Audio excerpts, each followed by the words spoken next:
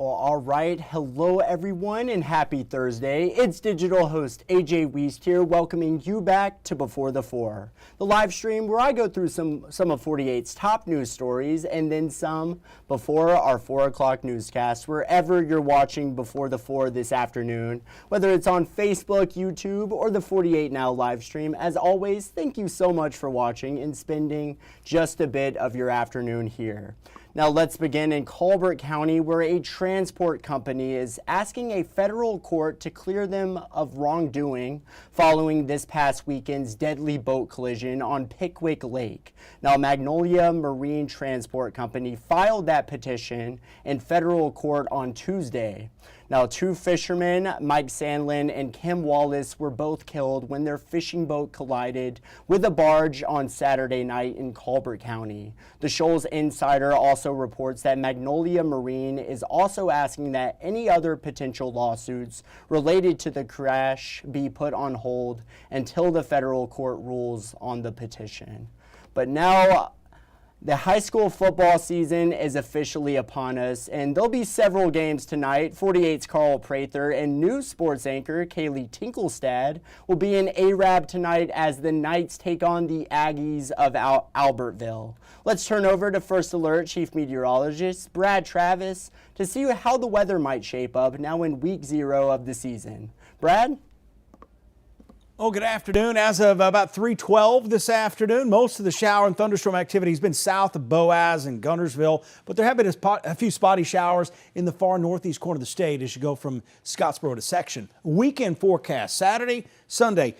Don't look too bad, really. They look a lot better than they did earlier in the week. Just a few showers and storms out there. Once again, a quick look at the radar, and you can see most of the activity south of us. Most of us enjoying a much nicer day out there. The humidity's still pretty bad. Don't get me wrong there, but I'll take 84 with high humidity versus 98 with high humidity. Here's a quick look at Friday morning. We're going to wake up with some patchy fog again, and then as we go through the rest of the morning, we should see conditions kind of like we had today. A few low clouds, a few areas of isolated showers, roughly between noon and 6 o'clock. Here's about 7 to 10 o'clock. We could see more showers and thunder showers in northeast Alabama. So that may impact a few high school football games. We'll continue to monitor that. As we get into Saturday, we start off very similar to the last few days with some low clouds and fog, temperatures in the 70s, but then we warm up into the upper 80s with a few scattered showers and storms Saturday afternoon. And then anything Sunday's probably early. A frontal boundary's coming in Sunday, and that's the beginning of that really nice, cool air and much drier air moving in throughout the week next week. And you all know the drill. First Alert Weather Extra. That is tonight at 9:30. First Alert Chief Meteorologist Brad Travis. He'll be back here in the CTV Center. Now, he'll have all the latest on the radar as we get closer to kickoff. Absolutely. You're just not going to want to miss it. But I mentioned a little football earlier. Check this out. The Columbia High School football team has lost 91 consecutive games dating back to 2015. Now this year, the team is getting some extra help courtesy of Gatorade. Gatorade will provide the team access to Gatorade Sports Science Institute experts for personalized sweat testing and education. Earlier this summer, the Gatorade Sports Science Institute tested each player's sweat to analyze sweat profiles and share personalized hydration recommendations so that the team can perform and recover better. The team will also get a full season supply of Gatorade sideline equipment and products. The team will also be connected to other athletes such as Detroit Lions defensive end Aiden Hutchinson to learn how to overcome setbacks, an NFL films and Gatorade documentary series, All the Reasons Not to Quit, the Columbia High School story, will debut later this fall. And 48's Noah Cowell will have more on this awesome story coming up in our evening newscast, so make sure to stick around. But now turning over to a story in case you missed it. New policies are now in place when it comes to immigration into the United States. Now for anyone seeking citizenship or applying for a green card, they will have to go through a, quote, anti-American screening. 48's Noah Cowell spoke with a Huntsville immigration attorney all about the details of this new policy and what it means for immigration. Let's take a listen. Huntsville attorney Keith Cornett says this new policy is really just about heightening existing ones. But he says as of right now, there's very little information out there that gives us an insight into what this really means or what agents are really looking for. Cornett says with the vague language that's been put out so far, it's hard to say what exactly the administration will consider to be anti-American. But he believes that the policy may have come about because of protests over the past several months. Cornett says he's dealt with almost 1,000 immigrants trying to get legal status, and none of them have ever expressed any view he considers anti-American.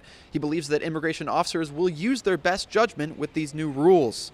They could have that bias, but in general, the USCIS officer, at least in our Montgomery office, they're very professional and they do their job, and I've never, ever been in an interview where I felt like the officer wasn't being fair. Authorities say the screening will include an in-depth social media check, which Cornett says already existed to an extent. He has faith that even if an immigration officer does make an unjust ruling, the system in place will identify that.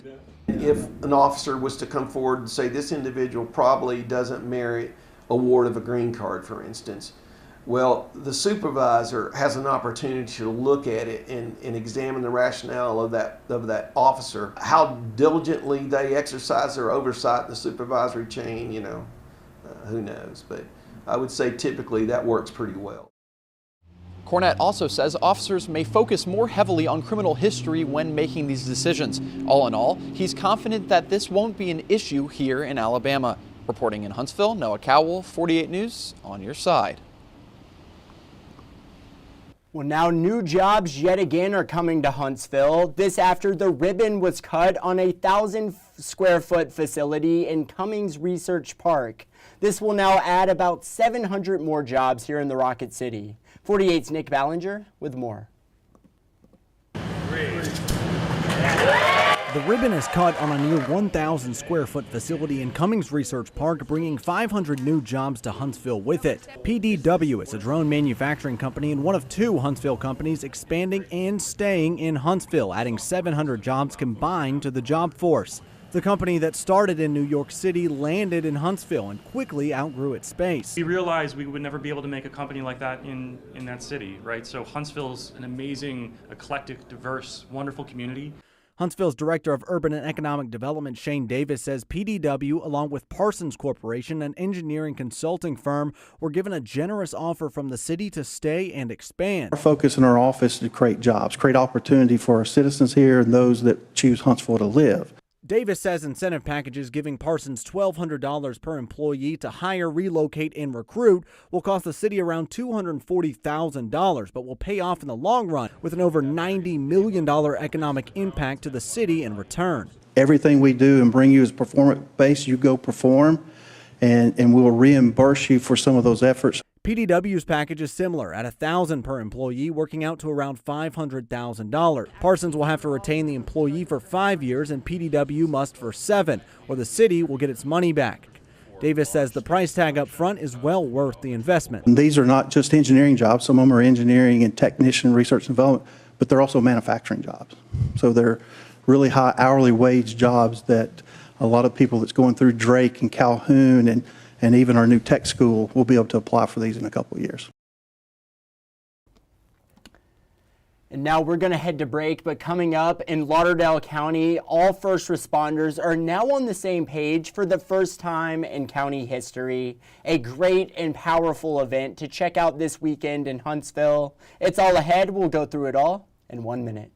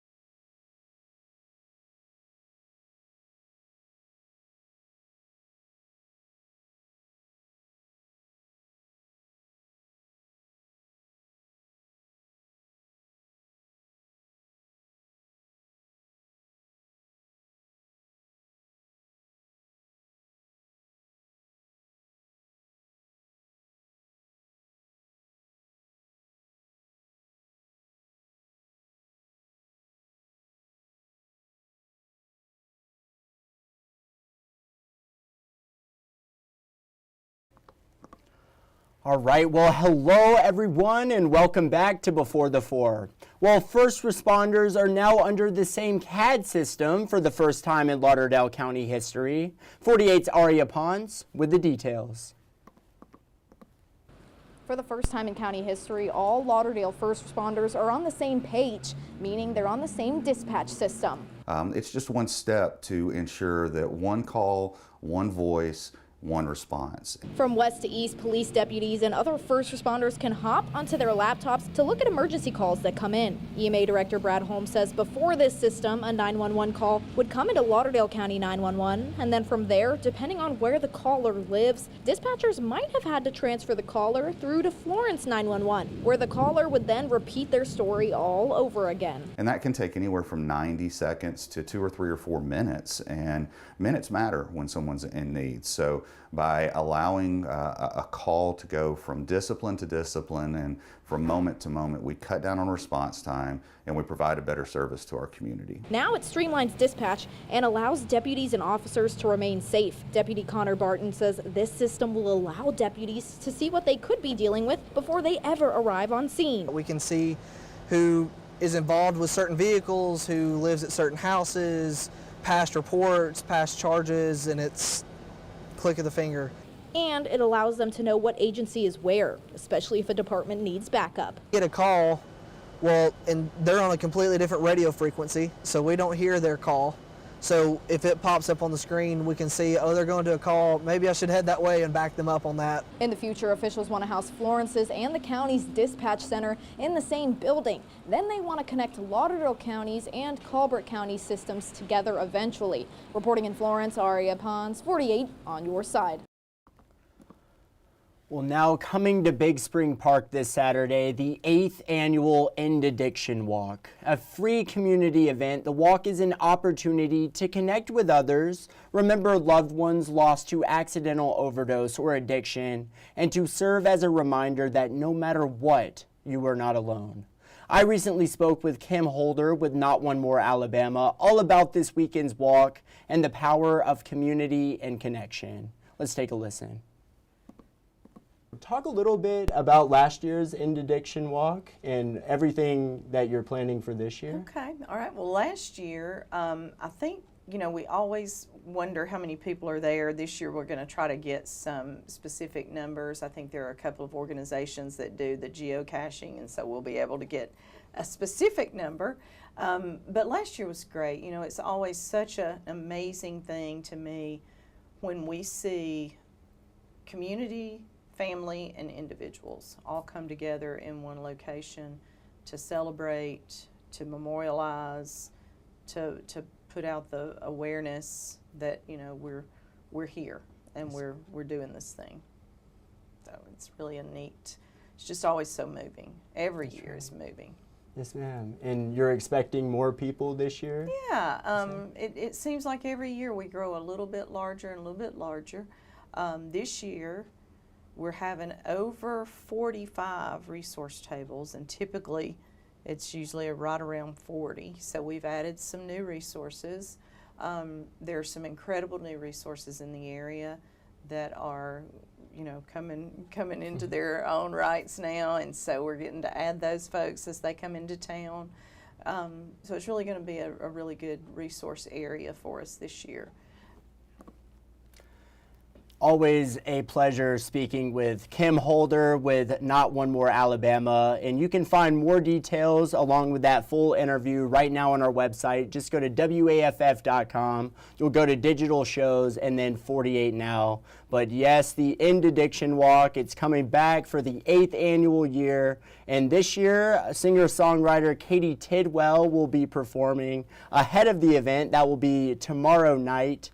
So you might want to check that out. And again, you can find all of that on WAFF.com. But yes, a pleasure speaking with Kim Holder. But now let's go into the stories you're just not going to want to miss coming up in our evening newscasts. A local dispensary closing up shop. This after the new Alabama laws regarding THC products went into effect back in July. 48's Callie Neese will have more on that coming up. Another story you're just not going to want to miss, the competency hearing for an accused cop killer in the Shoals. 48's Aria Pons will have those details. And finally, a raise coming to city workers in the town of Fort Payne. And these are just a few of the stories you're just not going to want to miss coming up in our evening newscasts. And now it is that time, y'all. It is time for Facebook fun and pulling up today's question. Today's question was, should there be public access to police body cam footage? What do you think? Should the public see it? Should they not? Should it be released before the trial, after the trial? Let me know what you all have to say. And let's see. Joe Gardner says, yes, people need to see both sides of the story. Joe, thank you so much for commenting. It looks like Bill Witt also left a comment. He said, not before a trial. If shown before a trial, jurists will already have formed an opinion. Very good point right there, Bill. Thank you so much for commenting. And let's see, we have one more from you all. Dan Williams, absolutely not if it is part of an ongoing investigation. And then that kind of goes back to Bill's comment right here, not before the trial. But absolutely, this Facebook question was posted just probably wasn't even an hour ago. You can still leave your comment. What do you think? Should the public be able to see police body cam footage? But anyway, y'all, that is just about it for today's Before the Four. Thank you, as always, for watching and spending a bit of your afternoon here. I hope you all have a great night tonight. Enjoy tonight's evening newscasts. And as always, thank you so much for watching. You all have a great night.